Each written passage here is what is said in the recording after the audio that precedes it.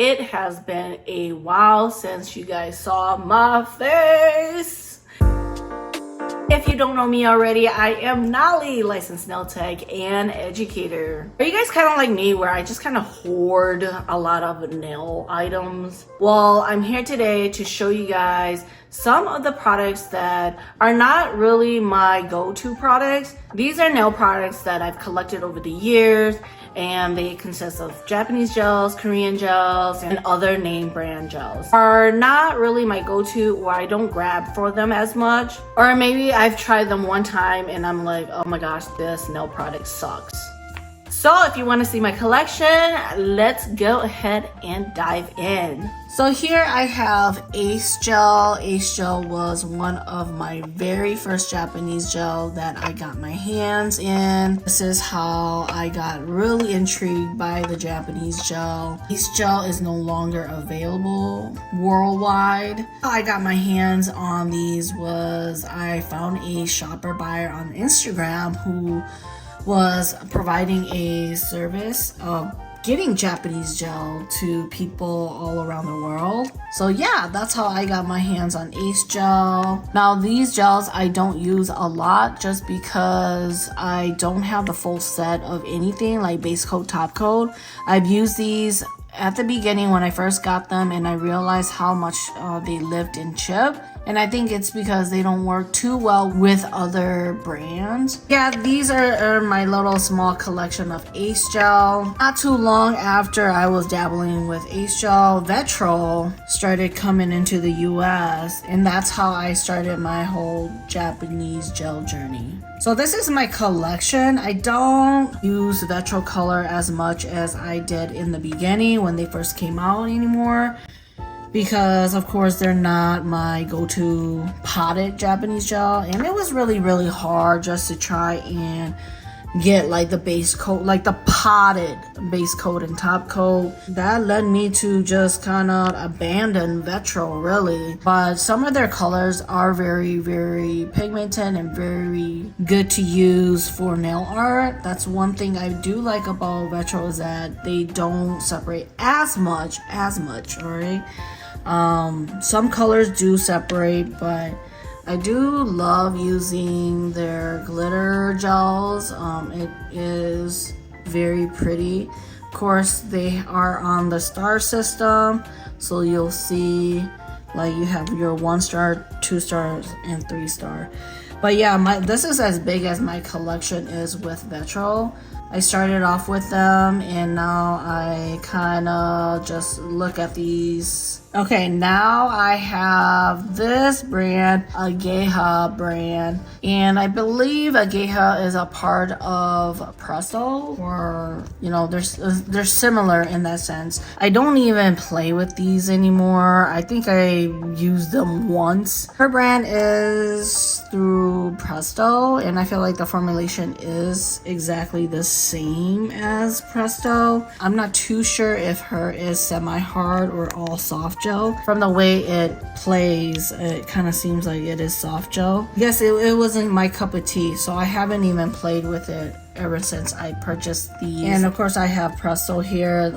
Presto has already rebranded their whole look, so this is very old.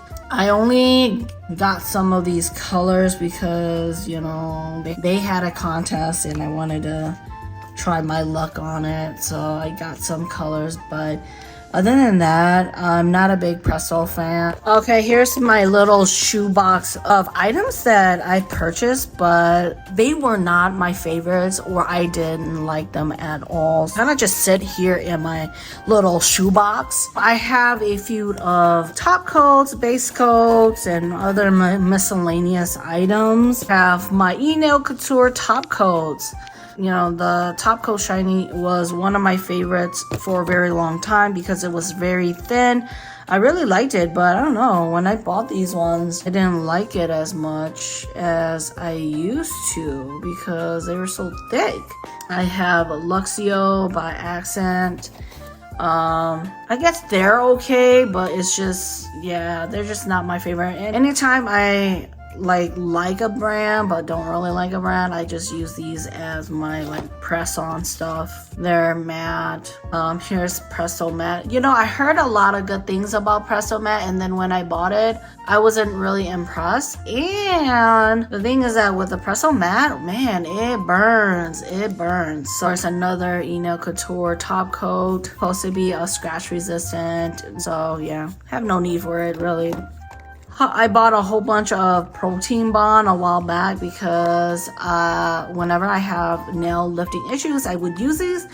But I realized that protein bond doesn't work well with a lot of my Japanese gel brands, so I quit using it. And so now I just have a couple of boxes somewhere. Gel bottles. I haven't tested out this brand at all. I just got these at a convention that I went to. It was free, so yeah.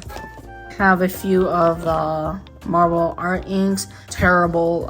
They just spread everywhere. They just spill all over the place, and they're just not my favorites. The best one I've used so far is from Apres because their art ink dries right away versus spreading. Like just look at this. It literally leaks, and I'm just kind of like, man, this is so terrible. Oh man, when Chrome was like so popular and these little baby metal came out, man, I was like, whoa, I want to try. One of the worst products ever out there. It does not cure well. I followed all the steps that they provided, I think, on their website. And it was terrible. It was not curing well at all. It doesn't even matter if you top coat it. It would rub off. And I was just like, one of the most terrible product investment I've ever got my hands on. And then I asked myself, why don't I throw it away? I don't know. I'm a hoarder, I guess. More Luxio.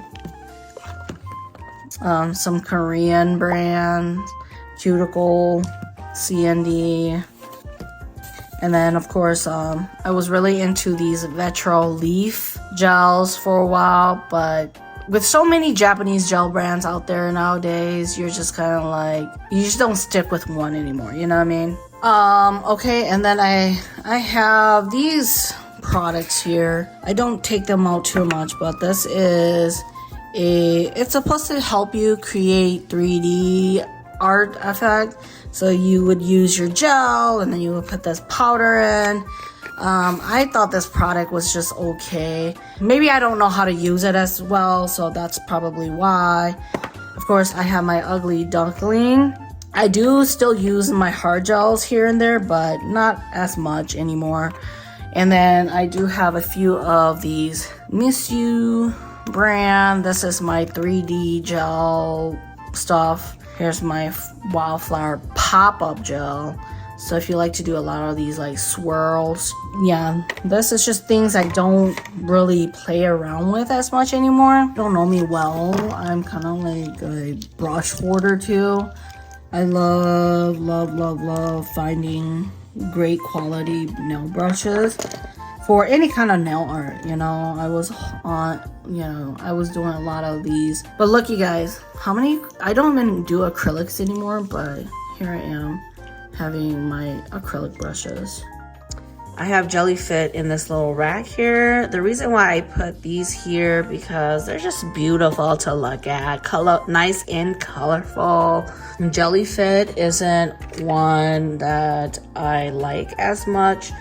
I've only used it a couple times at the beginning when I first got it, because Jellyfit is just too thick for me, and when you use thick gels like these, you have to be very, very careful because they do chip and peel a little bit faster if your gels are too thick.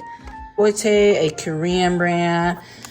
This one isn't my go-to brand as well. Just look how thick it is. Yeah, like I was saying, I do like to keep it up here just because it's pretty to look at. If you guys enjoyed my video of me hoarding nail stuff, go ahead and give my video a thumbs up, and I'll see you guys in my next video. Bye.